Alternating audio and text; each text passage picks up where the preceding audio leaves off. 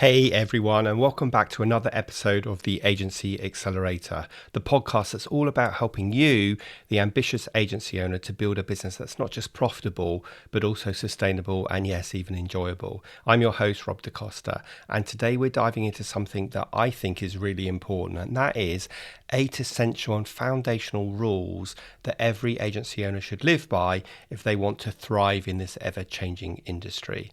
I'm sure you realize that running an agency isn't just about landing clients and delivering projects. It's about building something that can stand the test of time, something that brings you fulfillment and joy, and something that doesn't leave you burnt out or overwhelmed. And that's exactly what these 8 rules are designed to help you do. Now, I'm going to split this 8 rule episode over 2 episodes. So this week and next week. So make sure that you've subscribed so that you are the first to be alerted when the new episode goes live. And next week we'll cover rules 5 through 8. I also want to encourage you to print these rules off and put them somewhere that you can review every single day, because they should be the mantra that you live by. And so forget these rules at your own peril. But before we dive into these rules, let me share a little story with you. I remember when I first started out in business, like many of you, I wore all the hats. I was the strategist, the account manager, the salesperson, and even the admin. It wasn't long before I realized that if I kept going at this pace, my agency would become my life, and not in a good way. That's when I learned one of the most valuable lessons that I'm going to share with you today, that you are not your agency. That's actually the first rule that we'll be talking about today, and it's a bit of a game changer. But it's just one piece of the puzzle. Over the course of this week and next week, we'll unpack 7 more rules that together can transform the way that you run your business. And as I said, they should be a mantra you live by.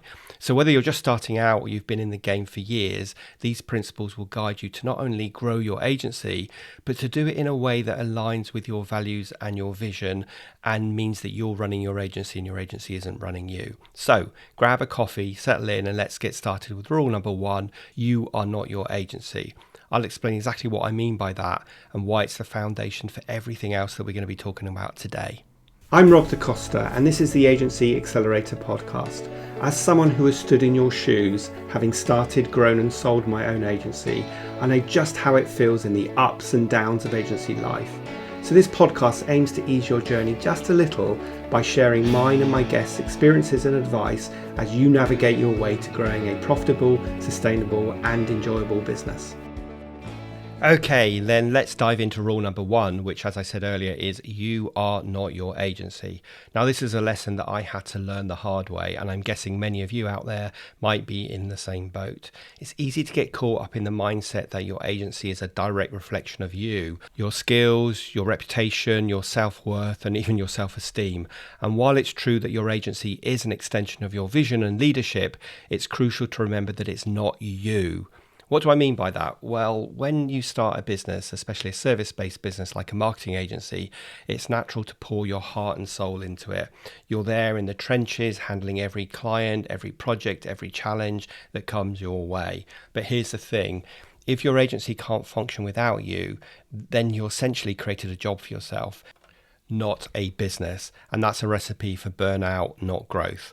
To really build an agency that thrives, you need to focus on creating a business that can operate independently of you. That should be your goal in the long term anyway.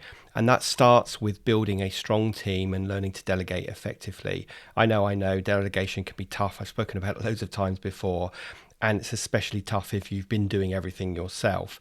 There's always that little voice at the back of your mind saying, no one can do it as well as I can. But let me tell you, that mindset is holding you back.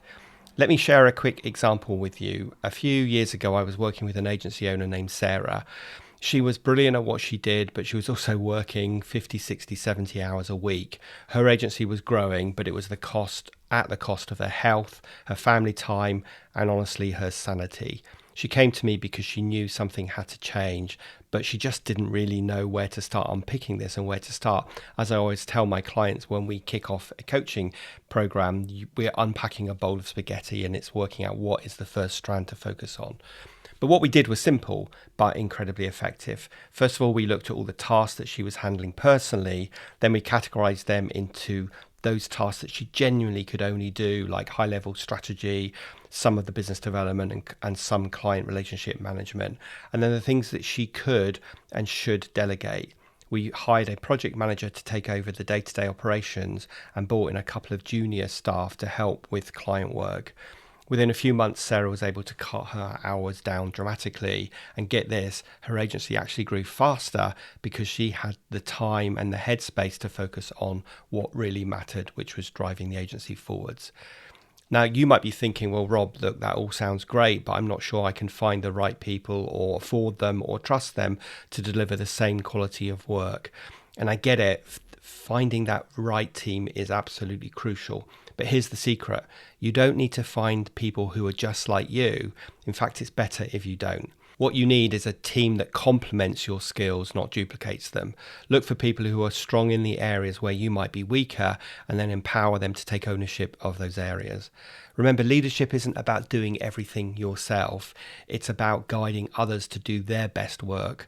And when you let go of the need to control every single aspect of your agency, you not only free up your time, but you also give your team the opportunity to grow, learn, and shine. This is how you build an agency that's bigger than just you, a business that can thrive even when you're not there, i.e. a self-running agency. So here's my challenge to you. Take a look at your current workload and identify 1 or 2 tasks that you're still holding on to, but could realistically delegate to someone else in your team, even if that means hiring a VA. It might be uncomfortable at first, but trust me, this is a crucial step towards scaling your agency and achieving that work-life balance that so many of us are striving for. Okay, so that is rule number 1. You are not your agency. It's a foundational principle that sets the stage for everything else that we're going to discuss today and next week. Okay, so now we've laid the foundation with rule number 1, let's move on to rule number 2. Your client success is your success. This is one of those principles that seems really obvious on the surface, but when you really dig into it, you realize just how crucial it is for the long-term success of your agency. Here's the thing. At the core of any successful agency-client relationship is the understanding that your goals and your client's goals should be completely aligned. When your client wins, you win. When your client grows, you grow. It's that simple. But how do you ensure that you're consistently delivering success for your clients? And more importantly, how do you measure that success? First, let's talk about the mindset shift that needs to happen. Too often, agencies get caught up in the day-to-day tasks, sending reports, managing campaigns, delivering creative assets. And all while these things are super important, they're just a means to an end. The real focus should always be on the results that those tasks are driving. Your clients aren't paying you for a website redesign or a series of social media posts. They're paying for what those things can achieve, whether that's increased leads, higher sales, or greater brand awareness. Let me give you an example. I worked with an agency a while back that was struggling to retain clients beyond the initial project. They were doing great work, beautiful designs, clever campaigns, but they weren't always tying those efforts back to tangible results. So we shifted their approach. Instead of just looking at delivering the work, they started by asking every client a really simple question. What does success look like for you? From there, they built their strategies around those success metrics. They didn't just focus on getting the work done, they focused on getting the right work done. They set clear KPIs from the start and made sure to check in regularly with their clients to measure progress against those goals. And the result, their client retention rate shot up because clients could see the real impact of their investment, and the work they were doing was directly aligned to their clients' business's success. So how can you apply this to your agency? Start by having an honest conversation with each of your clients about what they really want to achieve. Get specific. If a client says they want more leads, dig deeper. How many more leads? What type of leads? Over what type of time period? What's their target cost per acquisition?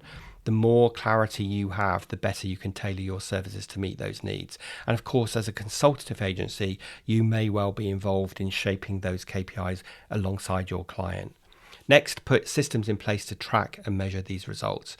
This could be through regular reporting, analytics dashboards, or even a simple monthly check-in call. The key is to keep your finger on the pulse of how your work is driving results for your clients. And don't just wait for the end of the contract to evaluate success. Make it a continuous conversation. One of the biggest benefits of this approach is that it positions you as a true partner to your clients rather than just another vendor. And if you listen to last week's episode with Mikel Dia, where we talked about the commoditization of agencies, you'll know why this is so important. When your clients see you as invested in their success as they are, it builds trust, loyalty, and often leads to longer term relationships and more referrals. And that's the kind of growth that every agency owner dreams of. I remember a client I worked with in the tech sector. They were struggling with lead generation, and after some in-depth discussions, we identified that their real challenge was in converting leads, not just attracting them. So instead of just running more ads or creating more content, we focused on optimizing their lead nurturing process. We developed targeted email campaigns, improved their sales funnels, and within 6 months, their conversion rate had increased by 30%. This kind of success creates lasting partnerships, and we were able to keep that client until the point where we sold our agency. So here's my challenge to you. Take a look at your current client relationships. Are you truly focused on delivering success in the way that your clients define it? If not, it's time to shift your approach. Align your strategies with their goals, measure your impact, and make their success your top priority. When you do, you'll find your success naturally follows. Okay, so that is rule number 2. Your client's success is your success. Now let's dive into rule number 3 of the 4 that we're going to talk about today. Never stop learning. This one's close to my heart because let's face it, the marketing world is moving at lightning speeds, and if you're not keeping up, you're falling behind. I've seen it time and time again, agencies that start out strong but eventually stagnate because they don't keep up with industry changes, new technologies, hello AI, or emerging trends. The landscape we operate in is constantly evolving, and as agency owners, we have to evolve with it. But here's the thing, learning isn't just about staying relevant, it's about staying ahead of the curve, spotting opportunities before they become obvious, and continuously improving your own skills and those of your team. So what does it mean to never stop learning? Well, it starts with adopting a growth mindset, the belief that you and your team can always improve, always adapt, and always get better at what they do.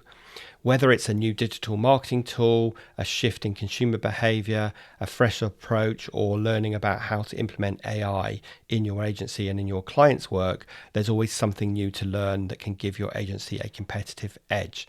Let me give you a real world example. I was working with an agency a few years ago that specialized in traditional PR and media relations. They were doing great work, but as social media started to take over the marketing landscape, they realized that they were at risk of becoming irrelevant. Instead of sticking to what they knew, the agency made a bold decision to invest heavily in learning everything they could about digital PR, social media strategy, and influencer marketing. This wasn't just a one-time event, it was an ongoing commitment. They attended conferences, enrolled in online courses, and even brought in external experts to train their team. The result?